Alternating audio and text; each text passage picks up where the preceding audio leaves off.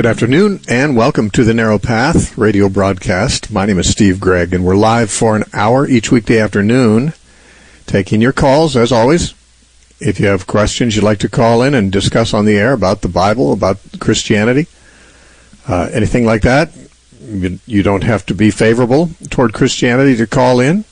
You don't have to be agreeable with the host, though you do need to be polite and, obviously use language suitable for radio. Anyway, that being said, we have one of our lines open at this point. The number to call is 844-484-5737. That number is 844-484-5737. Tomorrow morning in Temecula, we have our monthly men's Bible study. And, of course, many of you have been to that and just need to be reminded once a month that that's when we're doing it. If you've never been to the study and you don't know where it is, you can go to our website, thenarrowpath.com, and look under the tab that says Announcements, and you'll find all the information you need about any of my speaking engagements anywhere. And remember, those of you in the Midwest or who may be in the Wisconsin, somewhere in Wisconsin next month, on March 6th, I will be in Onalaska, Wisconsin, and at a large church that has asked me to come, and we're going to have a debate between myself and Joel Richardson, which will have to do with the fulfillment of the promises that God made to David. Have they been fulfilled now, or will that happen when he comes back, when Jesus comes back? So that's the debate. It's March 6th. That will be listed also at our website, thenarrowpath.com, under Announcements. And now we'll go to the phones and talk to Ryan in Linfield, Washington. Ryan, welcome to the Narrow Path. Thanks for calling. Hey, Steve. It's Linwood. Oh, what'd I say? Linfield. Oh, did I say Linfield? I'm sorry. I'm looking at Linwood. Yeah. Okay, go ahead. So when it comes to the evidence for the resurrection, I feel like I have that down really well. But for some reason, I've just never been able to present, at least for myself, a really convincing argument for the empty tomb. I was just wondering if you could present a really good argument for that, and I'll take it off the air. Well, don't go away yet. Okay. When you say an argument for the empty tomb, you mean an argument to prove the point that the tomb was empty? Or like in apologetics. Okay. Just because I try and think about it from, of somebody who doubts their perspective, sure. And I would raise the same questions that I've heard, which is, that somebody just took the body, or whatever, stuff like that. So if you could please give me the argument. Okay. Well, thanks for your call. The tomb is clearly empty 3 days after Jesus was buried. There's no reputable historian who doubts that Jesus lived, okay? That Jesus was a historical character is established by historical documents, secular and religious, and from several different sources. Real historians really never doubted that Jesus lived. There are atheists who are not historians, and some of them have felt that Jesus never lived. Others believe he lived, as virtually everyone knowledgeable knows. Now, if he lived, he also died, unless he's, 2,000 years old right now. So that Jesus lived and died is not really a controversial position. The question is, did he rise again? Now, there's two lines of argument for the resurrection. One is that the tomb was empty, which has to be explained 3 days after he was buried there. And the other is that people say they saw him. After he rose from the dead, they encountered him, touched him, talked with him, ate with him after he'd risen from the dead. So those are two lines of evidence that are quite important. And obviously, unbelievers have tried to come up with explanations for both those things. Now, first of all, how do we know? How do we know the tomb is empty? Well, all the historical records on the subject tell us so. And there are no historical records that give an alternative view. So we've got multiple accounts, and they're certainly not guilty of copying each other, since the accounts of the resurrection appearances and so forth are so different from one gospel to the next that it's very obvious that these authors were not colluding together. But one thing they all agree about is the tomb was empty. And there's not really any reason for any skeptic to doubt that the tomb was empty, because if it was not, it would have soon been discovered not to be empty, because the disciples who claimed that the tomb was empty and who claimed that Jesus rose from the dead were publicly declaring this in Jerusalem, the very town where Jesus was crucified and buried. Within a few weeks after his death, they were saying he's alive. Now, if he was still in the tomb, that would have been so easy to disprove. That is, that it could be proven that he hadn't risen from the dead, because his dead body could be found in the tomb. And by the way, many people were highly motivated to shut the apostles up. They were arrested more than once. They were threatened. Their lives were threatened if they don't stop preaching that Jesus rose from the dead. I mean, obviously some people really were upset at this preaching. And it would have been the easiest thing in the world for any skeptic or enemy of the Christian message to simply go to the tomb and say, look, here's his body, so let's have no more of this nonsense about him rising from the dead. The fact that no one ever did that is only because they couldn't. And the reason they couldn't is because if they did go to the tomb, the body wasn't there to present. I mean, there's just no common sense that would tell us that the tomb was not empty, and the dead body was there. And yet all the people who wanted to silence the apostles and disprove the gospel, they just never thought to look. Really? Or they did look and the body was there and said, okay, well, we're just not going to tell anyone about it. We now know the body's there, but we're just not going to mention it. No, I mean, this is the thing that would be most publicized by the enemies of Christianity, who were numerous. So the fact that the tomb was empty is a given. I don't think there's anyone on the planet who has ever looked into the information, Christian or non-Christian, who would doubt that the tomb was empty. It had to be, or else Christianity would not exist today. It would have been so easy to disprove it. Now, of course, the question is, how did the tomb get empty? Enemies of the gospel have come up with theories, but none of them make any sense. Some say that the disciples went to the wrong tomb. Well, I don't think so, because several women watched Jesus being buried. And the man who owned the tomb he was buried in was a secret believer. And he certainly knew where the tomb was because he owned it. And, as a Christian, if someone had initially mistaken the right tomb for a different one, he certainly wouldn't make that mistake. The idea that the tomb that was empty wasn't the same one Jesus was buried in, simply, it just requires us to be stupid to believe that. It's just desperate. So, I mean, the fact that the tomb was empty after Jesus was buried in it means that somehow the body it ceased to be there. Now, the Christian message is that Jesus rose from the dead just like he predicted he would. On 3 occasions before he was even arrested, he told his disciples, I'm going to be killed, and I'm going to be buried, and I'm going to rise on the 3rd day. And lo and behold, on the 3rd day, his body's gone. And people claim to have met him and seen him, numerous people in different places. So, I mean, that's the simple answer, is he rose from the dead. But let's just say someone doesn't want to believe that answer. What other answers are there? Well, the only other answers would be some other human agents removed his body. If he didn't get up and walk out of the tomb, someone else carried his dead body out. Who did that? And who would have a motive? And if they even did have a motive, why would they keep it a secret? Now, obviously, the main parties that had any interest in or even awareness of Jesus were the Jews, who condemned him, the Romans who crucified him, and the believers who still believed in him. Now, the Romans and the Jews were among those that were the enemies of Christianity. As soon as Jesus was buried, and then the disciples started saying he's alive again, the Romans were not pleased with that, and the Sanhedrin, the Jews, were not pleased with that.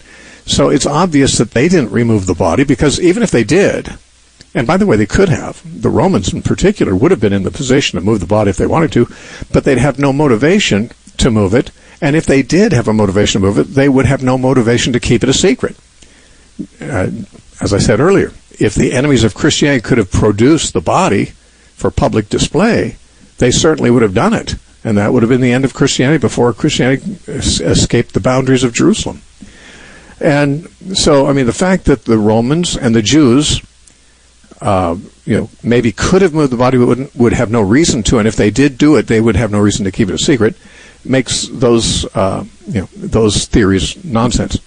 that leaves only one possibility, other than that Jesus, left the tomb himself under his own power, and that is that his followers removed it and then decided to perpetrate a lie to the world, saying that he had risen from the dead, which they knew not to be true because they're the ones who moved his dead body and apparently put it somewhere else.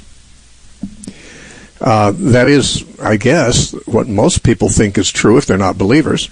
And not surprisingly, we're told in the Gospel of Matthew, chapter 28 tells us that this was the very story, that the guards at the tomb were paid to circulate, that the disciples came and stole the body. Now, there's some problems with that, quite a few. One of them is, why would the disciples want to? Okay? I mean, this is the first thing. If you're going to do something, if you're going to perpetrate a hoax, you're going to have to have some reason to want to do it. It's not the easiest thing to perpetrate a hoax, and once you've foisted on people to keep everyone quiet about it. If you've got 11 men who know that this was a hoax, it's not easy to keep these people quiet, especially maybe later in life under torture, because they were tortured later on and they still didn't reveal that they'd hoaxed the people. But the question is, why would they? Now, people think, well, for power. The disciples didn't have any power before or after the resurrection in terms of, carnal power. They didn't have political power. They didn't take money. They didn't get rich for their leadership in the church. They just became a persecuted minority in Jerusalem, and then later, as the gospel spread to other countries, they were persecuted there, and eventually they were martyred. It's not exactly clear why guys who had all their lives made a reasonable living catching fish or doing other menial trades would decide to start a religion when they weren't even particularly educated or highly religious people, just so they could get chased from town to town and thrown in prison and eventually beheaded or crucified, as many of them were. So, I mean, the idea that the disciples have a reason to want to do this, to start a religion, doesn't make any sense. And, of course, the other thing is, even if they wanted to, could they? Could they steal the body and keep it a secret? The tomb was actually guarded by guards who were put there because some suspected the disciples might want to remove the body. So they guarded it against that contingency. Now, the guards, of course, after the resurrection, had to account for the fact that they had lost their charge. They'd lost the body. And so they were paid by the Jewish Sanhedrin to tell people, well, the disciples stole it while we slept. Well, wait a minute. Why would it be while we slept? Guards don't sleep. Guards, Roman guards, as well as sentries in armies ever since. If you fall asleep and lose your charge, it's your head. You're going to die. Why would you make up a story like that? I mean, wouldn't it make more sense if you want to say the disciples took the body? Say we were overpowered by the disciples. We didn't fall asleep. We were diligent, but there were too many of them, not enough of us, and they just overwhelmed us. Well, of course, they couldn't say that, even though that would make them look better than falling asleep would. But they couldn't say that because if the disciples had in fact overcome the guards, it would have been by force. And where's the bloodshed? Where's the dead guards? Where's the wounded ones? Obviously, there was no evidence of struggle like that, and there would be, because those guards, being Romans, would have defended their charge with their lives. You'd have a few dead disciples, too, probably. Some dead disciples and some dead guards, or at least wounds on a lot of these people. Never happened. No one ever claimed it happened. They had to make up a cock and bull story that, they were asleep.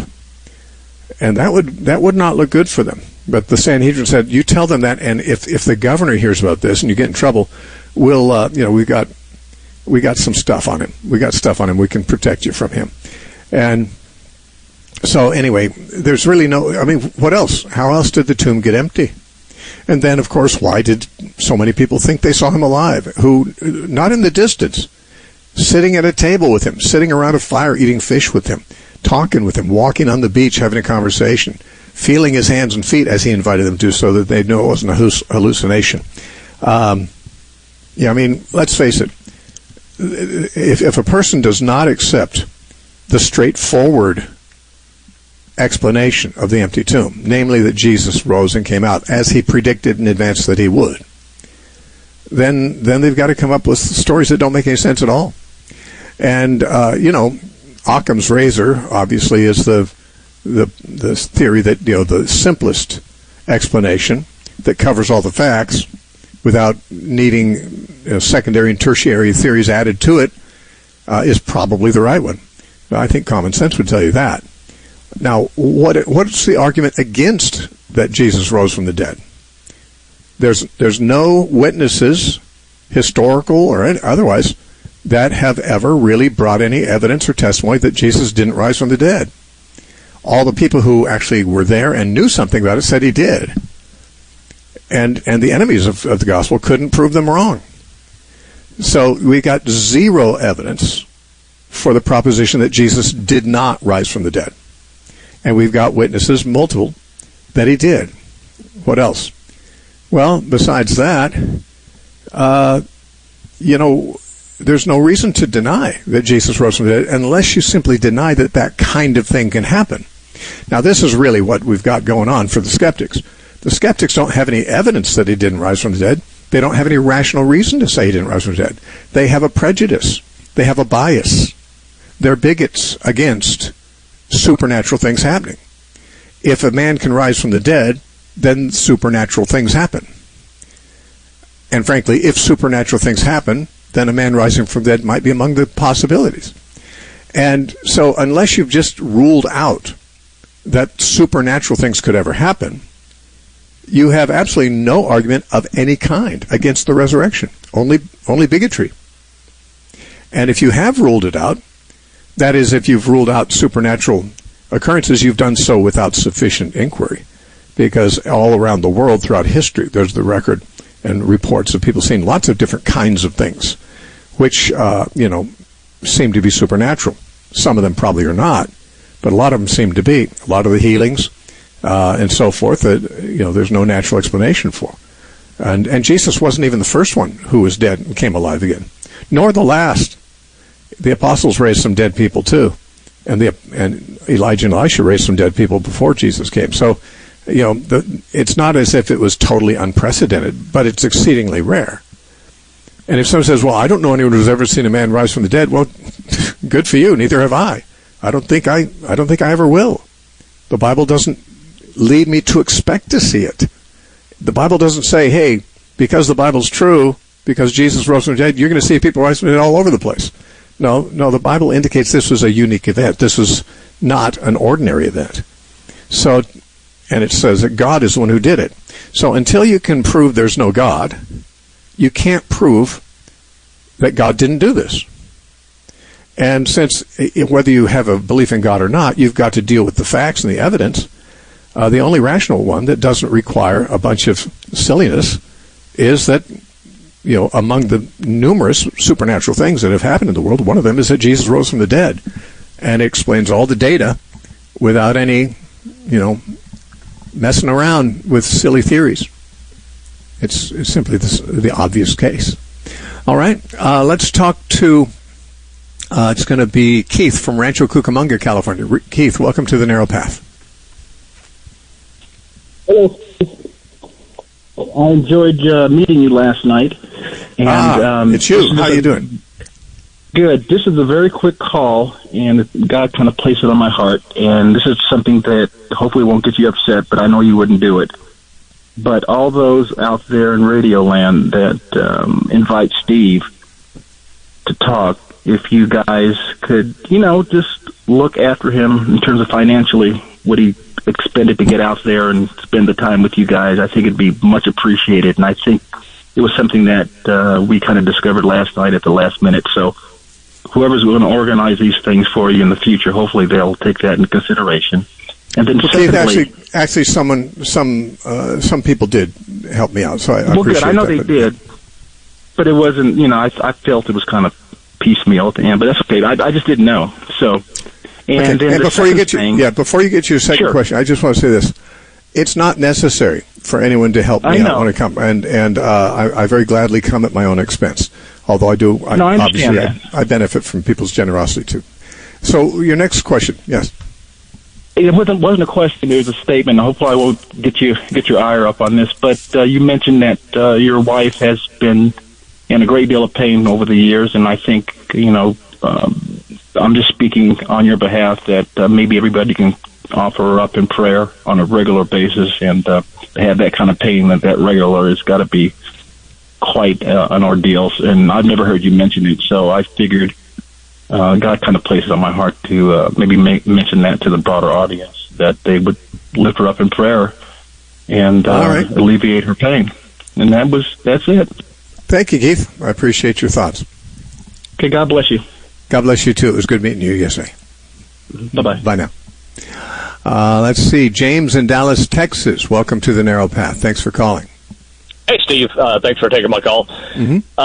I got a question that hopefully I can. I actually have two questions. If you're quick enough on the first one and I have time, I'll ask the second one. If not, I'll be happy with the first one. But this is just something. I'm kind of a logical thinker, and I've just not been able to wrap my head around this, and I haven't found any biblical evidence. And maybe you just may have to give me your opinion, but I'll let you decide. So here's the question. So we read that, and we kind of, most of us believe that when we do die and go to heaven, that we will know one another in heaven. So that's what this question is based on. So when we from the day we're born until the day we die, all of our experiences, the people we meet, everything goes into our brain as things that we do for our entire life. How we can think, we can remember what we did yesterday. This is all stored in, the way I understand it, the gray matter inside the brain. Now, and then when you get really old, they go away again. Yeah, that too. I'm getting there. So yeah I understand that. That saying you can remember what you did yesterday, that's not always the case. But anyway, so anyways, when we pass away and everything turns to dust, and then we're in heaven, is all of our experiences, I thought they were stored inside that gray matter in our brain. Is that somehow imprinted on our soul that goes with us? That's just what's always kind of confounded me. Well, obviously, I don't know the answer to that. I mean, there'd be no way to know the answer to that unless God told us. But it's not as if we will lack a physical brain in the resurrection. We will have our bodies. We will have organ systems in our bodies. I assume brains and nervous system will be part of that too. I don't know that to be true, but Jesus, when he rose from the dead, which is the prototype of our resurrection bodies, he remembered things. He remembered what he'd told them before. He remembered them, obviously. So, whether that's because there's a non-material part of us, our soul, where this information is stored, and the brain is simply the computer that accesses that from the cloud kind of thing, or whether it's stored on the hardware, I don't know. But it's not as if the brain will not exist in the resurrection. Now, of course, when we die and go to heaven, it's not our bodies that go. Our bodies will be resurrected on the last day. That's when we'll have these organs again, like our brain. It is my understanding that we are disembodied for a brief period of time. That is after we die, but before Jesus comes back to raise us from the dead. And how much our memories will contain there, or whether we'll have them much or not, I don't know. You're right, we do assume we'll recognize each other in heaven, but the Bible doesn't specifically say that. And it may well be that we won't recognize each other until the resurrection. I have no idea. The Bible doesn't raise that question or answer it for us. So I'm going to have to disappoint you on that particular one. Now, you had another question. Instead of taking it right this minute, I think we have to take a break first, and I'm going to come back with another half hour. And then I'll put you back on the air for your second question. Then we'll move to the other callers. So hang in there. And our listeners need to be told, or at least some of them do, because not everyone know, that The Narrow Path has been on the air for 29 years, daily. Started out on one station, then two, and now we're on 80-something stations around the country. And all these stations charge money. That's not to their discredit. They are businesses, and they have to run. And therefore, they charge for time on the air. And virtually every radio program you listen to is being purchased. The time is being purchased. And that being so, we have to pay for the time on the air. Now, we don't have a fundraising mechanism. We don't sell anything. We don't have any sponsors. We just let people know, and that's all we do. And this is all we've done for 29 years, and all these bills have gotten paid because it's usually just enough to let our audience know. If you'd like to help us stay on the air, we are listener-supported. And if you don't know this, if you send support to the Narrow Path, no part of that money will go to paying any remuneration or salaries or perks or anything for anyone who volunteers for this ministry, including myself and my wife and many others volunteer to bring this ministry to you. All are unpaid volunteers. So the entire income is used to purchase airtime. So we can bring the program to you all over the country, all over the world through internet, essentially, for free to you, because we pay for these stations, and that's where all donations go. If you'd like to help us stay on the air, you can write to the Narrow Path, P.O. Box 1730, Temecula, California, 92593, or you can do it from the website. And by the way, the website is loaded with resources, far more than we provide on the radio. Check it out. They're all free at thenarrowpath.com. I'll be off the air for 30 seconds. We'll come back. We have another half hour. Don't go away. Small is the gate and narrow is the path that leads to life. Welcome to The Narrow Path with Steve Gregg. Steve has nothing to sell you, but everything to give you. When today's radio show is over, we invite you to study, learn, and enjoy by visiting thenarrowpath.com, where you'll find free topical audio teachings, blog articles, verse-by-verse teachings, and archives of all the Narrow Path radio shows. We thank you for supporting the listener-supported Narrow Path with Steve Gregg. Remember, thenarrowpath.com.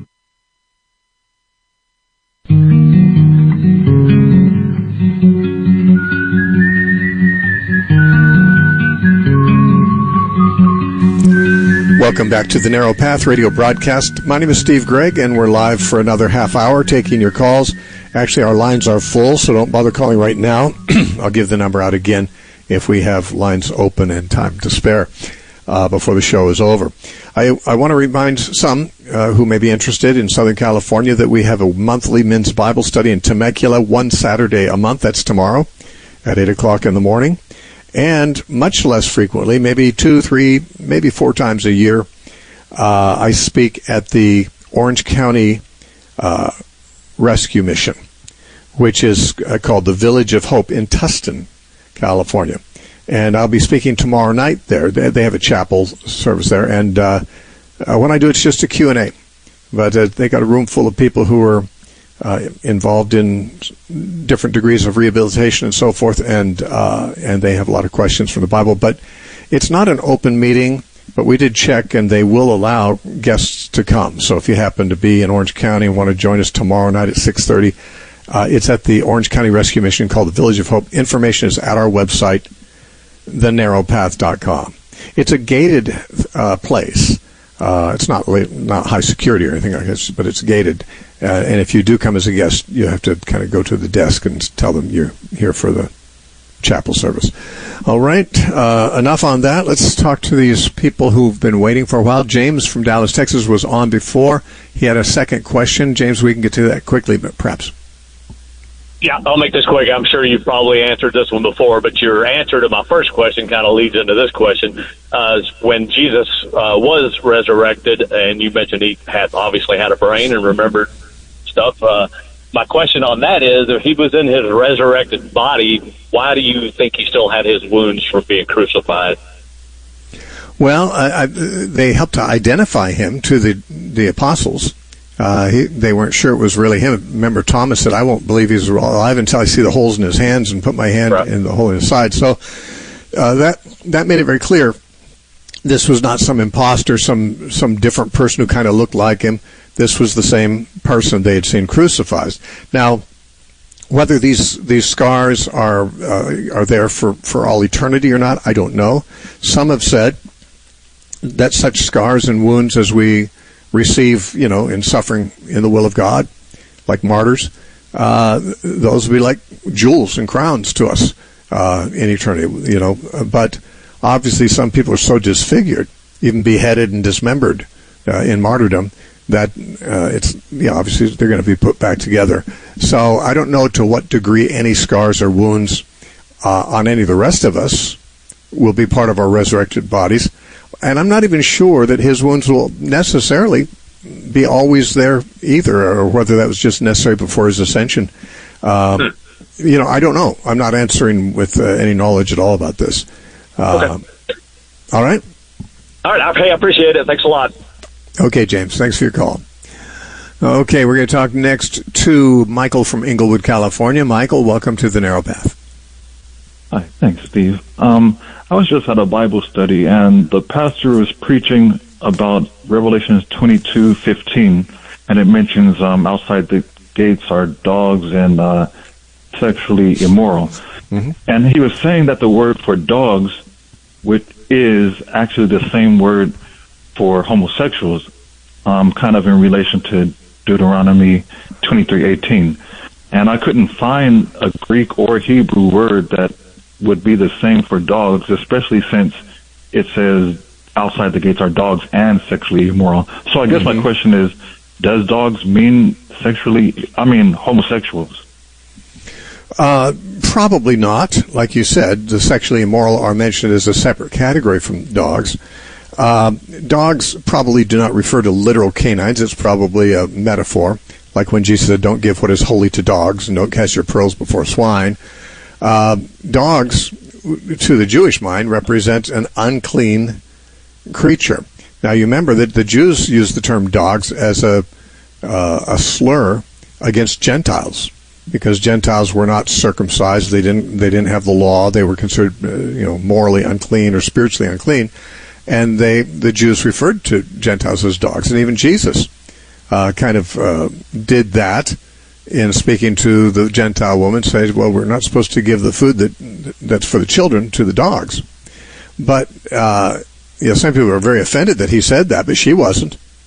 She wasn't. She knew she was an unclean Gentile, and she said, but even the dogs get to eat the scraps that fall from the master's table. He said, oh, woman, great is your faith, be it unto you as you desired. In other words, the term dog meant not a member of the family, and the children, the Jews, at one point, were God's family members, his children. Gentiles were like animals, unclean animals. Now, of course, Revelation chapter 22 is not referring to Gentiles, because very obviously, earlier in Revelation, in chapter 7, he saw a great multitude that no one could number, from every nation and tribe and kindred and tongue, which means all ethnicities, which would be Gentiles primarily. And he saw these innumerable number of them in heaven, worshiping Christ. And so, obviously, to say dogs will not be in the New Jerusalem is not saying that Gentiles won't be. So what dogs refers to is not clear, except we could say maybe since using the term dog to speak of an unclean person, which the Jews did in speaking about Gentiles, could still be used to speak of a person who's unclean without reference to their race, whether Jew or Gentile, but rather their behaviors. It's a strange statement, to be sure. It's not the only strange statement in the book of Revelation. The book of Revelation has a lot of strange statements, but I'm going to assume that it kind of has the same function in that passage as the word dog functioned among the Jews speaking of unclean people, namely Gentiles. But now, of course, unclean people is not identified with Gentiles per se. Actually, Jews can be as much so. Paul said in Philippians chapter 3, he said, beware of dogs, beware of the circumcision, or the cutters, he said. Yeah, there were Jewish people trying to make the Gentiles circumcise themselves as Christians. He called them dogs, which was an irony because, of course, the Jews spoke of the Gentiles as dogs. And Paul's now writing to Gentiles saying, look out for those dogs who want to circumcise you. So in any case, the word dog was used in various passages to mean somebody who's unclean before God. And that's probably generically what it means in the book of Revelation as well. All right. Keith from Battleground, Washington. Welcome to the Narrow Path. Hello, Steve.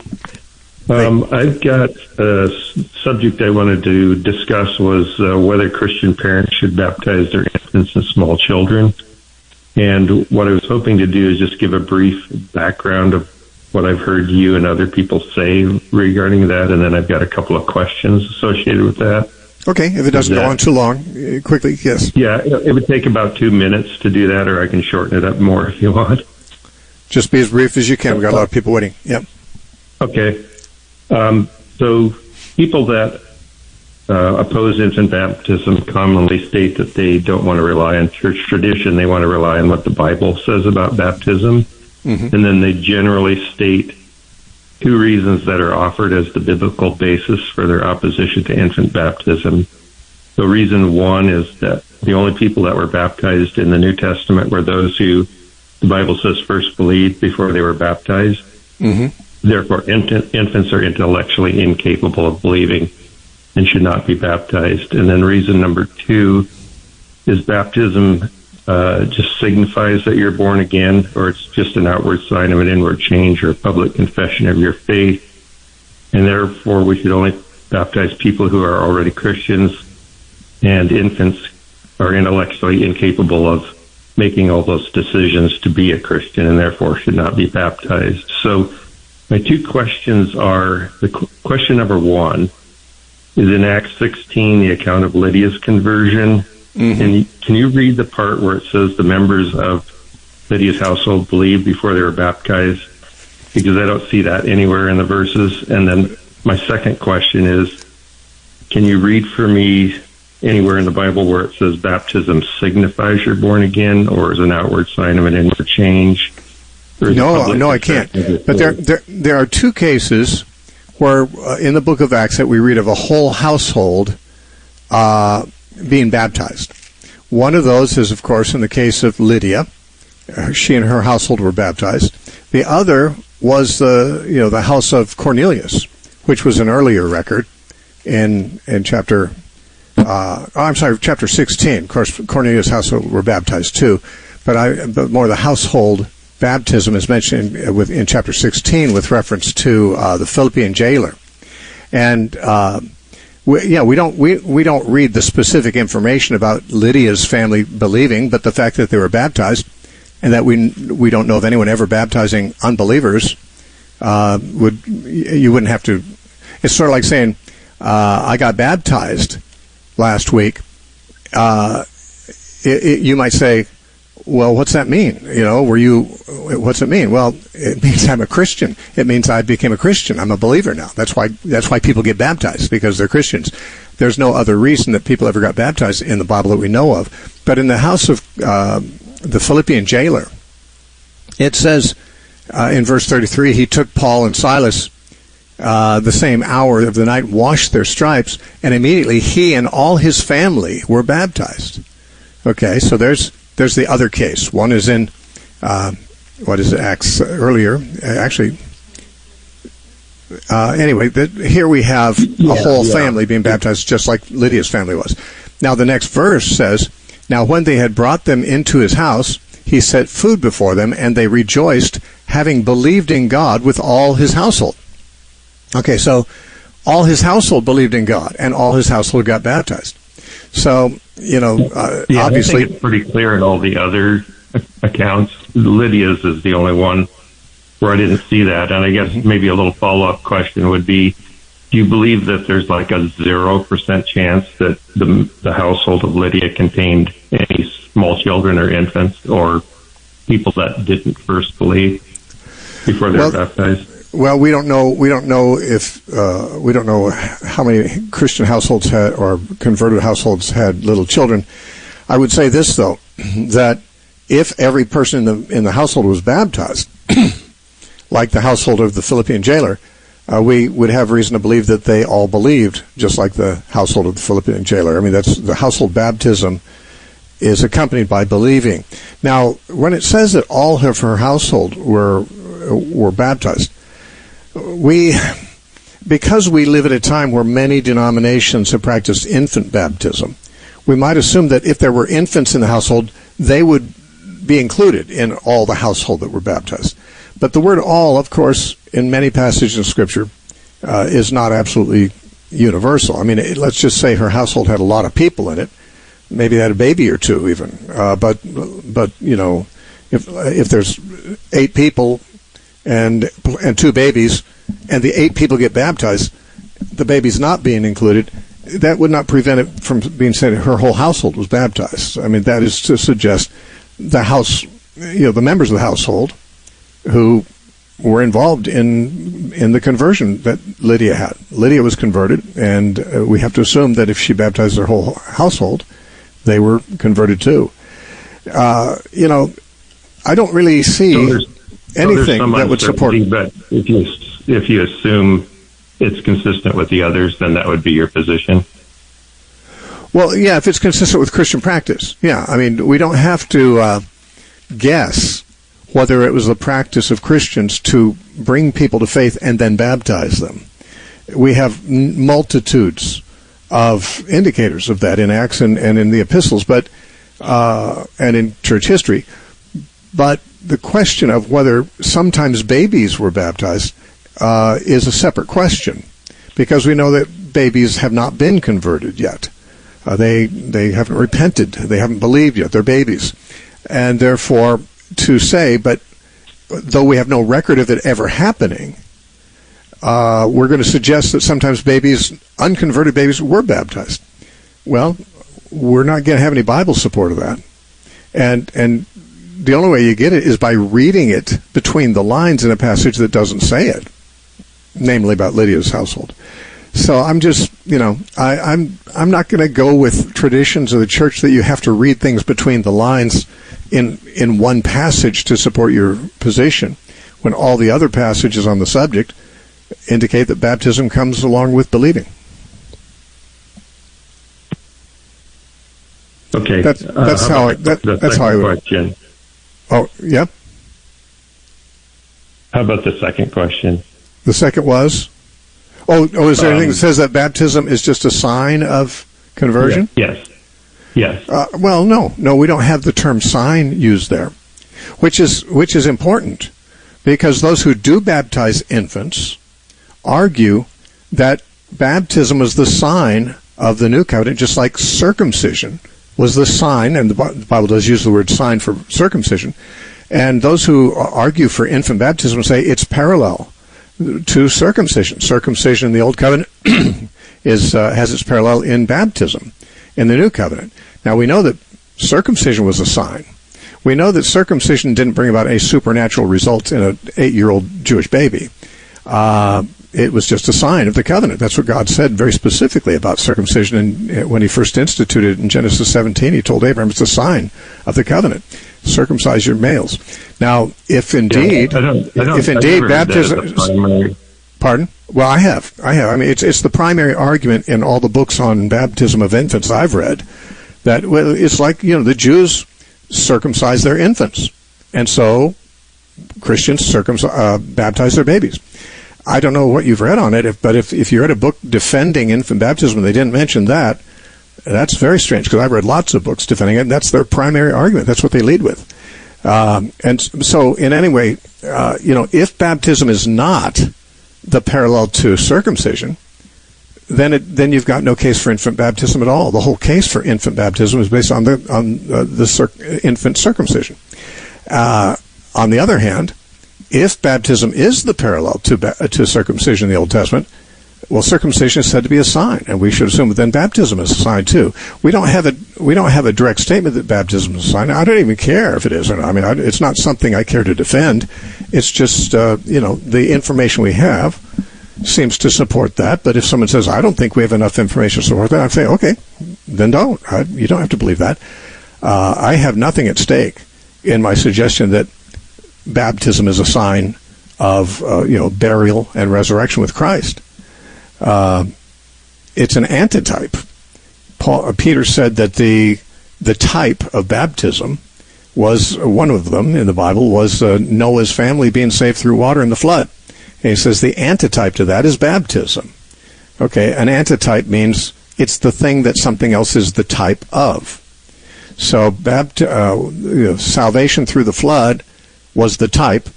Baptism is the antitype. Okay, so it's an antitype, and an antitype. The suggestion that something is a type of something else, it doesn't tell us anything about whether there's something supernatural that takes place in it. Noah and his family were saved through the flood. Certainly the flood was supernatural, but the ark was not. Getting into the ark was something they did. Sure, God shut the door, and we recognize God's role in saving the family, but going into the ark was not one of the supernatural things that happened. That other things happened around it. So I just don't see anything in the Bible that tells me that baptism does something supernaturally to somebody. I know that for example, Roman Catholics, I don't know if maybe you're Roman Catholic, they believe that it cleanses from original sin. Well, that's nice, but it's just not something the Bible tells us. Lutherans and Presbyterians and many Calvinists, they practice infant baptism too, but they don't have exactly the same theory that Catholics do about it. Partly because each group has to come up with their own theory, because there's nothing in the Bible that gives us an explanation of what baptism does for infants. Simply because the Bible doesn't mention any baptism of infants, so you're not going to get any theological propositions from there about it. Yeah, I think. Yeah. Hello. Go ahead. Hello. Yeah, I think it does tell us what baptism does in Romans 6 and Colossians 2, and then again in when at Paul's conversion, where the washing away of sins, and those are all consistent with what Peter said in 1 Peter 3, which you referred to, where it says baptism now saves you not as a washing away of dirt from the body, but as an appeal to God for a good conscience. Well, so I think, you're certainly welcome. You're certainly welcome to listen to my verse-by-verse lectures on those passages. Those are extremely familiar passages. They make up primarily the whole case for baptismal regeneration for those who believe it. I personally believe that in their context, each of those passages can be understood somewhat differently than that. And, if a person is not saved without being baptized, and maybe that's the point you're making. I don't know if you're, I'm assuming you're maybe you're not Church of Christ because you believe in infant baptism. But, yeah, I mean, you obviously believe that baptism is something that saves a person literally. And Peter saying baptism now saves you, I think we have to understand. Well, if you listen to my verse by verse, you'll understand what I think he says. There's too much involved in going through all these verses, but I have never avoided them. In fact, I have a couple of lectures on baptism where I cover all those points too. At thenarrowpath.com under topical lectures, there's a series called Foundations, and there's lectures on water baptism there. I certainly cover your points there too. Anyway, my lines are full. I'm looking at 9. I've got 6 minutes left, so I'm going to have to take another caller. But feel free to access my material. It's all at thenarrowpath.com. I don't know if you really want to hear my side, but if you do, it's certainly available there. Thanks for calling. All right, let's talk to Jeff in Ocala, Florida. Welcome to the Narrow Path, Jeff. Hey, thank you for taking my call, Steve. I'm a regular listener during my job. I stopped working now and just happened to turn on the radio, and there you are again. It just gives me some joy and encouragement. Great. Growing the faith. Great. Do you have a question?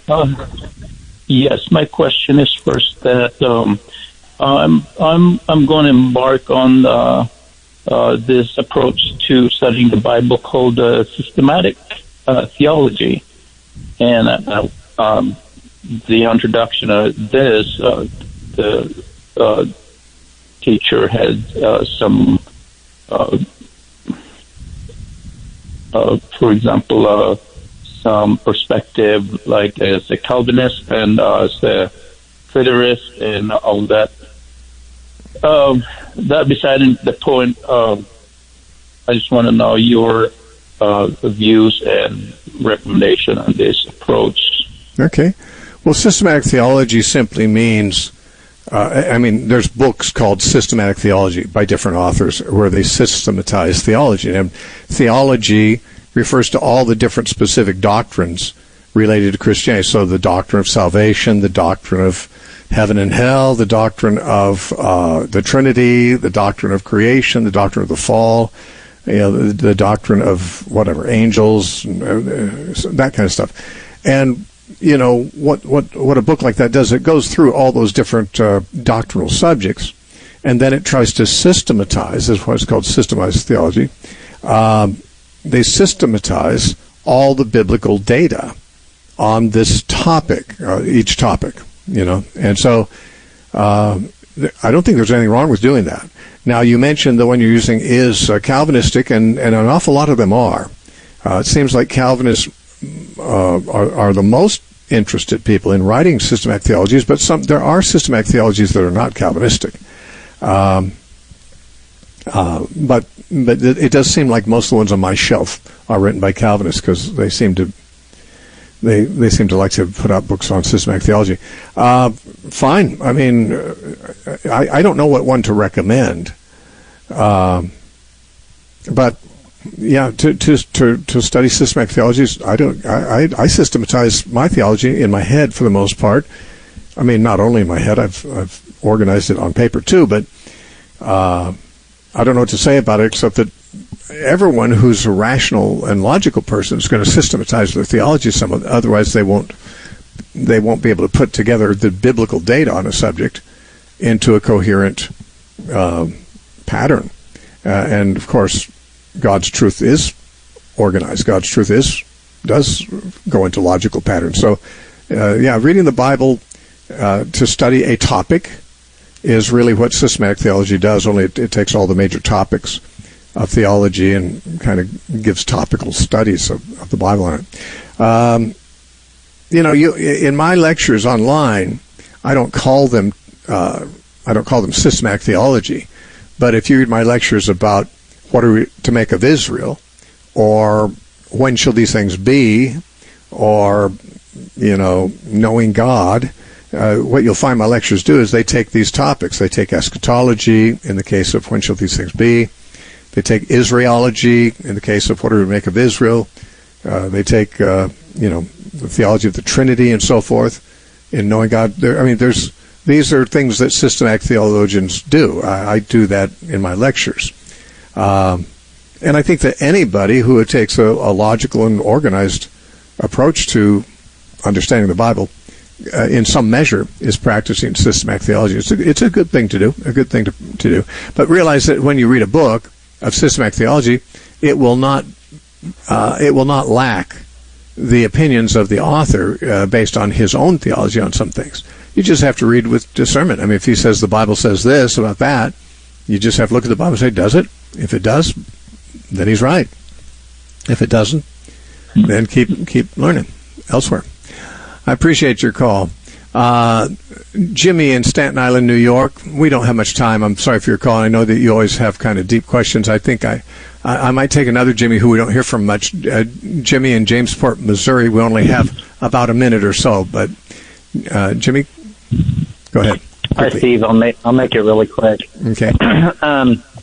I'm just wondering, is it possible to apostatize? I'm not worried about.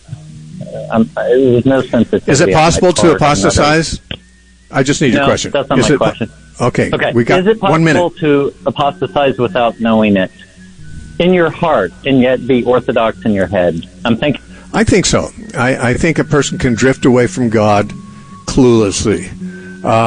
But it shouldn't be hard to figure it out if you examine yourself. Paul said in 2 Corinthians 13, examine your own selves and see if you are in the faith.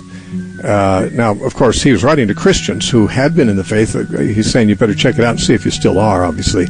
Examine yourself. You just have to ask yourself, am I still following Jesus, or have I had other things that have crowded him out and eclipsed him in my concerns? If the latter is true, I need to repent and get back to placing Christ first. Then I won't be apostate. Now, no, I'm not. But one thing I know is I'm out of time. Our website is The Narrow